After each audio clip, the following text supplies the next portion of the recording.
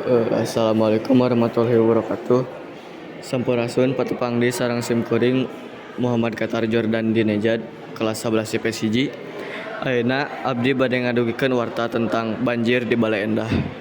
Sababaraha minggu ka tukang, daerah Bale Endah Kabupaten Bandung kakenaan ku rupi-rupi musibah. Salah sahijina modalna Cai Wahangan Citarum. Dumasar kana data anu aya kurang leuwih 1.536 imah katut wangunan sakola jeung pamarentahan kakeum ku Cai Wahangan Citarum.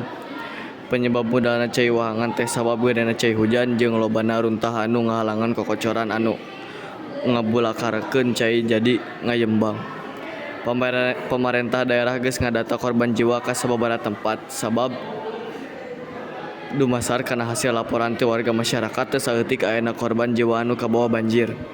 Masyarakat Kota Bandung ngarasa prihatin ku ayana musibah eta. Masyarakat oge ngayakeun tarekah ngumpulkeun warga keur sumbangkeuneun ka warga anu keunaan musibah eta. Sakitu wae warta anu tiasa simkuring dugikeun. Wassalamualaikum warahmatullahi wabarakatuh.